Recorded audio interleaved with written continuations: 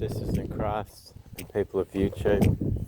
You know, one thing I've started noticing recently is how cheap everything's getting. Like, my power bill is just in credit now, and water bill's gone down.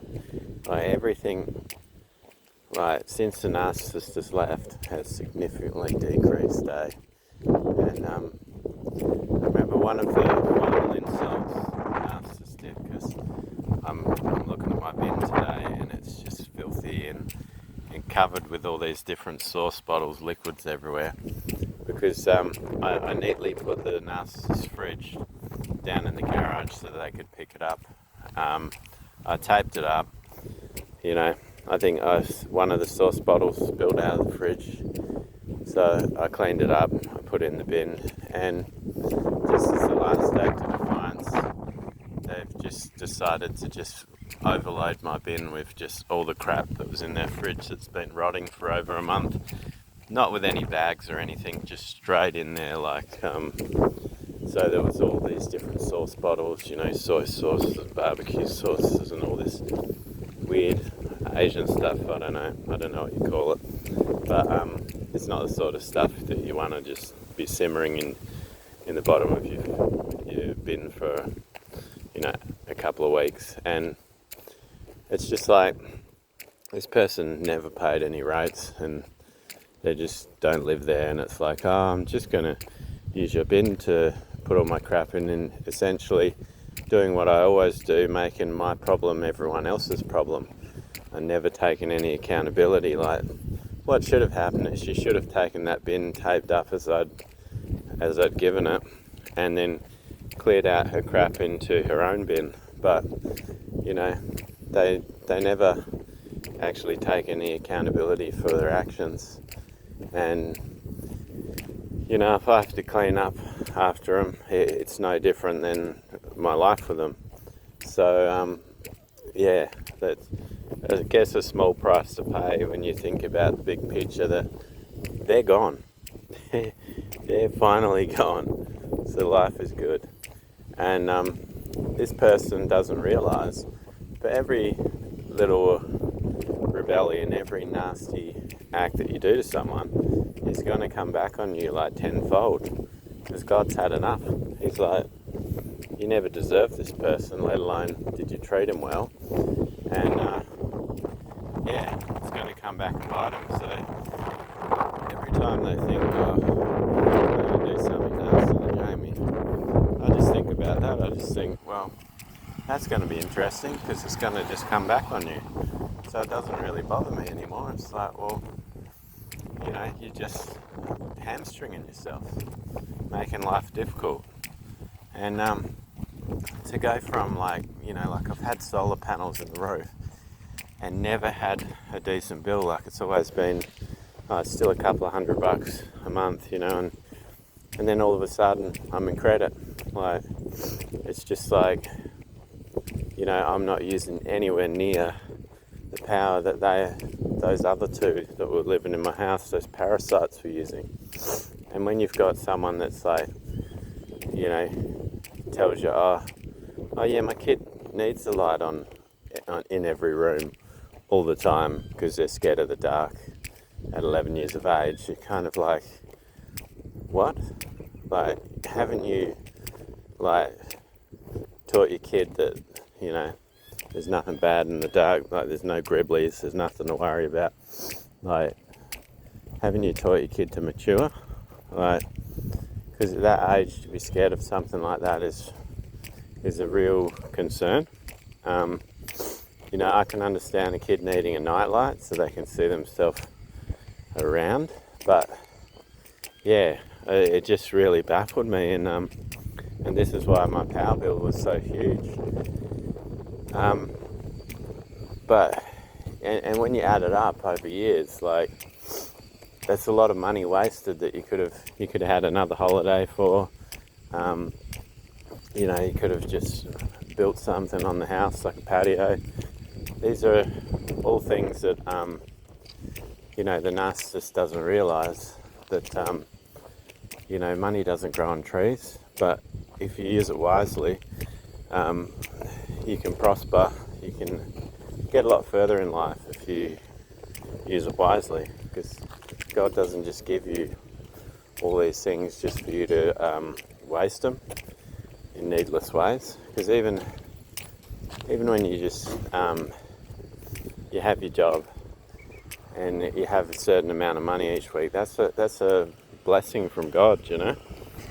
And that was one of the things that was the biggest draw card for me from the narcissist was, I've got 2 jobs, but you can pay for all the food for me and my son. You can whenever we go out, you can just pay for everything. And you know, like a lot of the time, because we had a joint account, it was like she was using my money, and people would think that she was paying for shit, because I'd just say, well, just use your card, you know. And she'd probably going in big noting, telling people, oh, see, he never pays for anything, you know, making me look bad the whole time.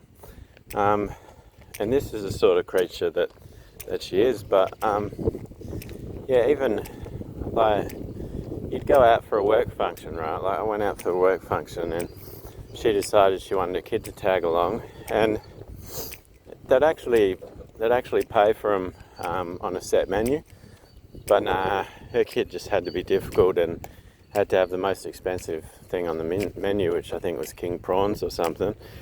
So I didn't have to pay for my meal, didn't have to pay for her meal, but I suddenly have to pay for a kid's meal at a work function where it should have all been paid for. You know, like, this is just how nasty these people are. Like they knew exactly what they were doing. They're just playing all these games with you, like, oh yeah, you can pay for everything. Your mum's new honey pot. Your mum's new honey. You know, like, this kid was obviously used to this happening all the time.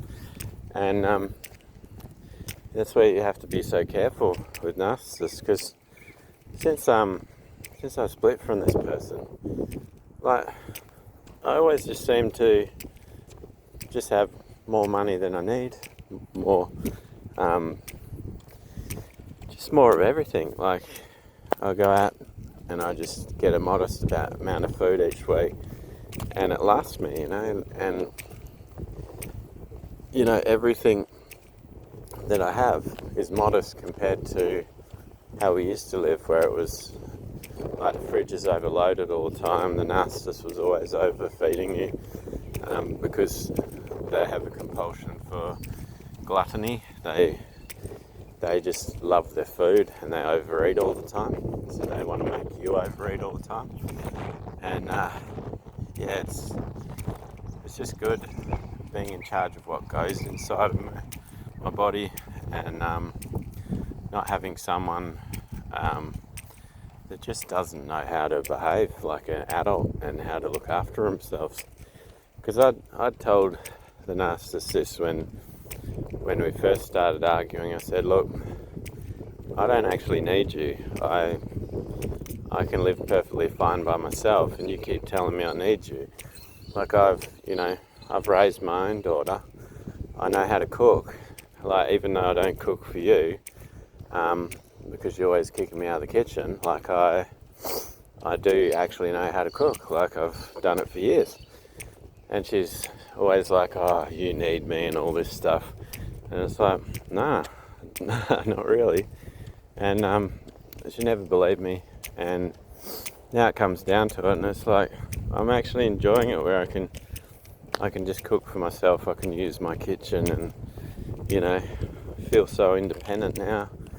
And these people are just literally codependent, and they're just a drain on you, eh? Like, they drain you in so many ways, you know, physically, mentally, spiritually, and financially. And basically, you have to cut those 4 ties to ever be free from them. And this is what's so insidious about a narcissist. They make out like they don't need you, but they trap you in so many ways that it's hard to be rid of them.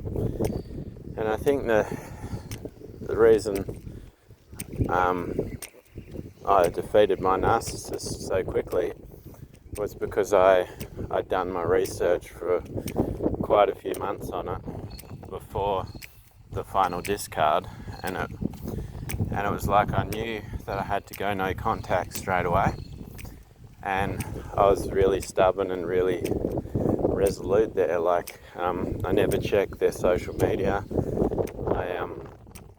I just blocked them on everything, and that made a huge difference to how quickly I was able to leave them, because this person had told me originally they never needed me, that if we ever split up, she would just leave. She didn't need my money. She has her own money. She's an independent woman. She can look after herself, all this stuff. And then she basically wouldn't leave the house, my house, for like 5 months. And she put all these locks on all the doors so I couldn't use half the house. Like she was actually like so scared to be living by herself. And it's like, this person had told me they don't need me, they don't need my money, and yet fought tooth and nail not to leave. And it was only once their actual lawyer decided, hey, you need to leave that house, did they finally leave. And this is where they hamstring themselves as well. They race out to get a lawyer and attack you through the courts for no reason other than just to piss you off and make you fearful of, of what they can do. And what they don't realise is that lawyer that they employ is a rational person. Like, there's someone that doesn't have mental health issues like the narcissist, like they're not a narcissist. So when they start playing their games with their lawyer actually switches sides. Like, her lawyer started to basically work for me and just be like, I don't know why you're doing this, just leave the house. And then all he did was get us to take our 2 VROs down. I mean, yeah, like God just won my battles for me. I didn't have to do anything. And this person had spent all this money hiring this lawyer. Like, this guy was a principal of his law firm. Like, he would have been expensive because he was the principal. He's the chief. And still, he didn't want her as a client anymore. That's the real sad thing about narcissism, though. Like, when my ex left me, before she managed to change the locks on the room, I noticed she already had a pre-filled out VRO on me. A pre-filled out VRO, do you believe that? Like, she didn't have anything on me, nothing she could say or use against me, but she already had a pre-filled VRO. Like, and I know where this comes from. I know one of her Filipino friends that basically used to tell her to get VROs all the time against people, and was just like really narcissistic as well. Like, this woman always acted like she was a good person, but deep down I knew there was a sinister side to her, and yeah, I was always wary of her. And this was one of the narc's best friends, and so I know where it came from. But these people will not go unpunished either for their wicked deeds, because you can't just get involved in someone else's business. You can't go around putting your nose where it's not wanted. And that's the insidiousness of gossip. People think they can just enter into your lives and, live vicariously through you and say what they want and do what they want in someone else's life. And how does it get so political in a household? Like, it's really ridiculous when so many people are having an opinion on how you live in your own household. Like, they've got some sort of right. But, God's seen it all. And God's like, I'm not going to let one of these people escape. Look at what he did to the Assyrians in their camp. 185,000 of them. he slew. And then the Pharaoh tried to escape, and he got his own sons to kill him. So if he can do that to a big army, the Pharaoh's army, 185,000, what chance does a few, couple of hundred people in a small town have? Like, it's a no-brainer, really. It says quite clearly in the Bible, do not be partaker of their sins. Like, these people had a choice whether they joined forces with a narcissist or they went, oh, that's not my business. It's got nothing to do with me. And, whenever I had these people come up to me and tell me their shit, I'd just be like, that's nice. I don't really want to know. That's your business. And every now and again I'd give them advice and say, oh, maybe you should do this or that. But it was always out of love. It was never a malicious act. I never wanted to direct them like their household, like a movie. And this is what's so insidious about these people. Like, they have their own jobs. They're miserable at them. So they have to attack other people. They have to do what they can to destroy other people's lives. And it's just really sad to think, well, all these people are cowards. They never come up to your face and said, oh, I'm your enemy, I want to fight you. They always did it in the background on Facebook. But what they don't realise is Facebook has its own checks on there. And when you do these sorts of things, they investigate you. So it's only a matter of time, and it'll happen through God, that all these secret chat rooms they had and all this information they think's deleted is actually stored on a Facebook server, and literally is going to be able to be pulled up by just an IT person, because literally all the information on the internet, it can't really be overwritten. It just gets turned off. That's how hard drives work, and people don't realise that. So all of it can be pulled back up. It just takes a bit of time to decrypt it again. But these people will all be found out. Not one of them will escape God's wrath. And that's the sad thing. All you were trying to do was build yourself a family, build yourself a happy life with someone that you thought was a nice person, but turned out they were evil incarnate. And you weren't just fighting them, you were fighting a legion. You were fighting an army of people that just wanted to see your downfall. And it's really hard to fathom that. Like, all you were doing was going to work and then coming home to this person, being loyal, and in the background you had this army of people trying to get you fired at every job you're at, trying to get everyone to hate you.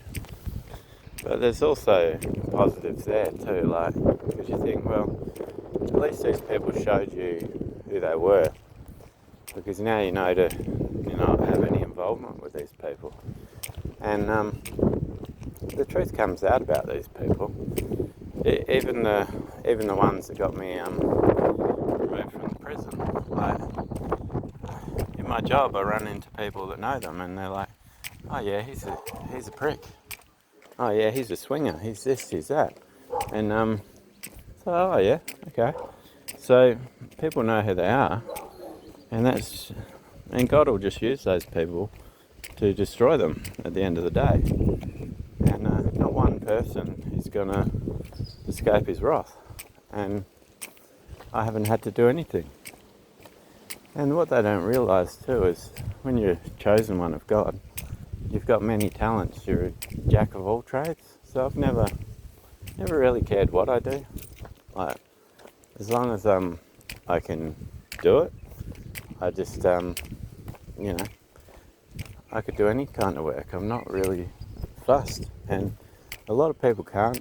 a lot of these gang stalkers, they could only ever do that one job they've had for like 30, 40 years. And like, if they ever lost it, that would be their life over. They wouldn't know how to start again. Because when you go through life with deception, when you go through life just stabbing people in the back, you spend all your time being lazy and not actually learning anything other than, how can I take down my opposition? Yes, I will continue to be lazy and not actually do any work. And that's what these people have done for many years. So they don't actually have any skills or talents in anything other than lying through the teeth, which is not a skill, and once you get found out, you can't really use it anymore anyway. But these people will be punished, and you don't have to do a thing really, and your life just gets better. You think, like, I know a lot of people have been putting comments up about, I've been in a 27-year marriage and to a narcissist, and I've just left, and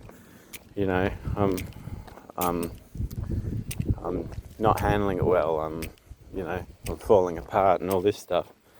But that'll only last a month or two, and then you'll get back on your feet, and you'll start to realise, hey, it's actually nice not hearing all the noise, not hearing all the nagging and carrying on, because when the narcissist is cheating on you with all these different people, they spend all their time nagging at you like you don't do enough for them.